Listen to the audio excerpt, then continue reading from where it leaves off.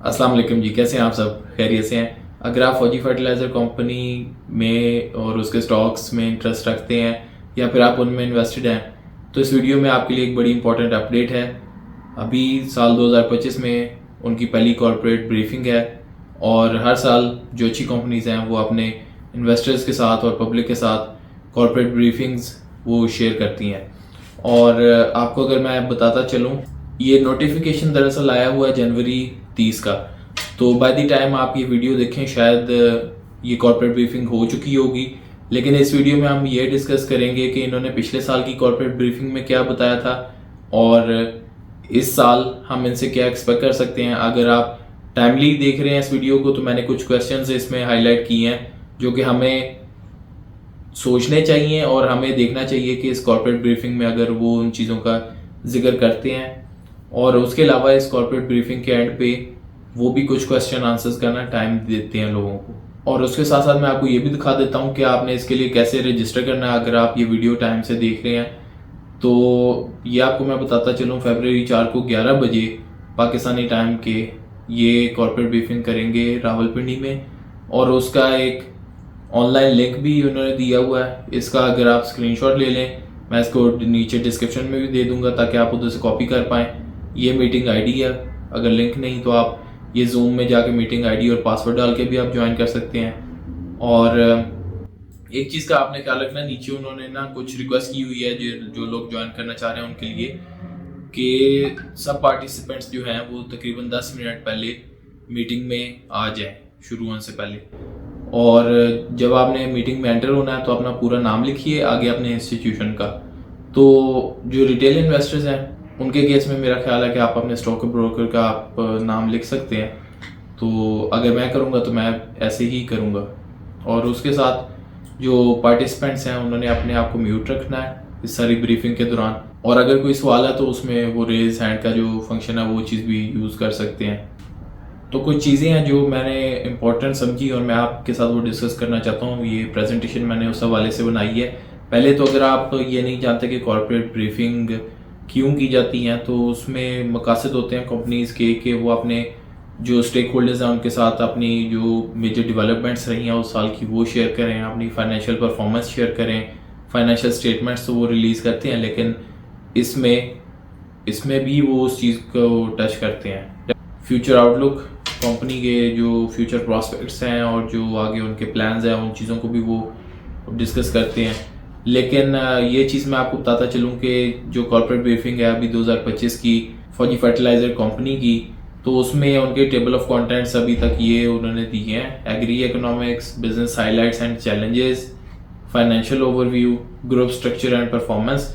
मेरा ख्याल है ये ग्रुप स्ट्रक्चर अब इनको इसलिए देना ज़रूरी है और एक्सप्लेन करना ज़रूरी है क्योंकि फौजी फर्टिलाइज़र कंपनी और फौजी फर्टिलाइज़र बिन कासिम लिमिटेड, इनका जो मर्जर हुआ है उसके बाद मेरा ख्याल है कि ये इसमें शायद उस तरह की किसी चीज़ों का जिक्र होगा। उसके बाद क्वेश्चन एंड आंसर सेशन है। पिछले साल की अगर मैं आपको कॉर्पोरेट ब्रीफिंग का बता दूं तो उसमें भी उनके हाईलाइट्स और चैलेंजेस थे। फाइनेंशियल परफॉर्मेंस उस साल की उसका रिव्यू था। फर्टिलाइज़र इंडस्ट्री के कुछ उन्होंने स्टैट्स दिए हुए थे और उसमें उन्होंने अपने मार्केट शेयर और फौजी फर्टिलाइज़र बिन कासिम लिमिटेड उनका भी जिक्र किया था। उसके साथ जो उनकी डाइवर्सिफिकेशन है उन्होंने उसका अदर बिजनेसेस में जिक्र किया हुआ था। आखिर में क्वेश्चन आंसर का सेशन भी था। मैं फौजी फर्टिलाइज़र की वेबसाइट पे गया था और उधर से मैंने देखा है कि ये थी पिछले साल की कॉर्पोरेट ब्रीफिंग और इसमें इन्होंने ये सब कुछ जिक्र किया हुआ आप देख रहे हैं अपनी स्क्रीन पे। लेकिन मैं आपको जो इसमें से मुद्दे की चीज़ें हैं जो कि मैं समझता हूँ कि हमें इस दफ़ा सोचनी चाहिए या अगर मौका मिले तो उनके वाले से सवाल भी करना चाहिए, तो वो मैं आपके साथ शेयर कर देता हूँ। तो पहली चीज़ तो ये है, मैंने पहले भी एक वीडियो बनाई फौजी फर्टिलाइज़र कंपनी पे और नीचे कमेंट्स में काफ़ी लोगों ने जिक्र किया कि ये बहुत जल्द शरिया कंप्लाइंट कंपनी होने वाली है और फिर इन्वेस्टर्स का जो कि सिर्फ शरिया में ही डील करते हैं, शरिया कंप्लाइंट स्टॉक्स में, उसके इनफ्लो की वजह से कंपनी बहुत वैल्यूएबल होने वाली है। तो मुझे अपने जो मेरी इल्म है उसके हिसाब से तो मुझे नहीं पता कि क्या स्टेटस है या क्या माइलस्टोन्स हैं जो कि वो करीब है हिट करने के। डेफिनेटली मैं स्टडी किया है कि शरिया कंप्लाइंट होने के लिए क्या क्या चीज़ें उनको चाहिए, किसी भी कंपनी को चाहिए। अलबत्ता इनके हवाले से देखना पड़ेगा, अगर हमें कोई प्रेजेंटेशन में या फिर क्वेश्चन एंड आंसर्स में हमें कुछ हिंट मिल जाए इनकी शरिया कंप्लायंस के स्टेटस की। और उसके बाद पिछली इन्होंने जो इनकी थी कॉर्पोरेट ब्रीफिंग पिछले साल की, उसमें इन्होंने जिक्र किया था कि इंटरनेशनली जो सेलिंग प्राइस है वो 6200 पे है और जो लोकल मार्केट में रिटेल हो रहा है वो 3400 पे है।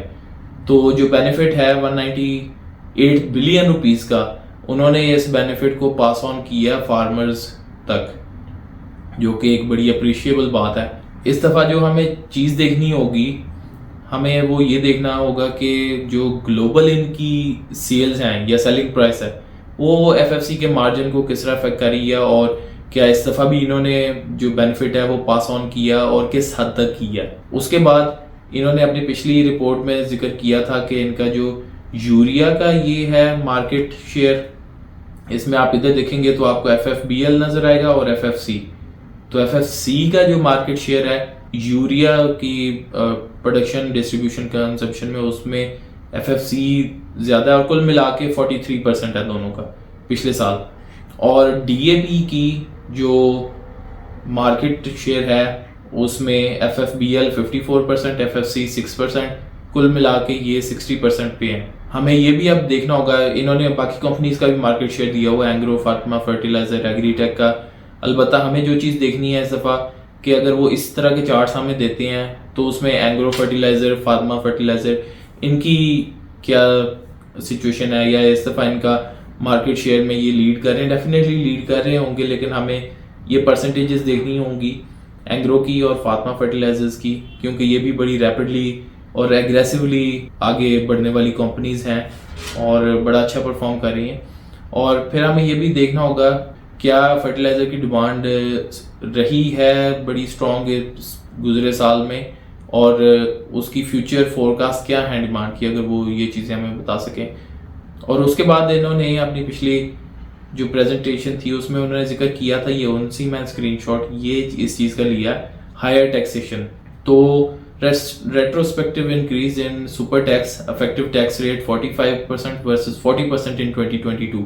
तो जो साल 2023 का था उसके अंदर वो इससे ये पता लग रहा है कि शायद 45% वो टैक्स देते रहे और जो कि पहले 40% था। तो इस दफ़ा हमें जो चीज़ देखनी है कि अगर वो कुछ गैस प्राइसेस का बता दें या टैक्सेशन पॉलिसी का बता दें और उसने उनकी परफॉर्मेंस को, उनकी कॉस्ट को कैसे अफेक्ट किया है। और उसके बाद मैंने जो पहले लास्ट अपनी वीडियो बनाई थी उसमें मैंने 2023 का और जो अभी फाइनेंशियल रिपोर्ट आई है 2024 की, उसमें मैंने कंपैरिजन करके आपको चार्ट में बताया था जो इनका टैक्सेशन कॉस्ट है वो 111% इंक्रीज हुई है।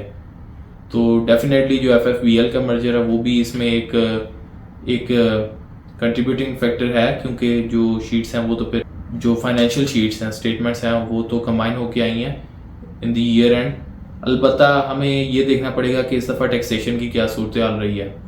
उसके बाद इन्होंने अपने डाइवर्सिफिकेशन का काफ़ी जिक्र किया था अपनी पिछले साल की प्रेजेंटेशन में। उसमें इन्होंने रिन्यूएबल एनर्जी और विंड पावर में जो इन्होंने इनिशिएटिव्स लिया उससे इन्होंने 342 गीगावाट आवर जो एनर्जी है वो नेशनल ग्रिड को इन्होंने कंट्रीब्यूट की है।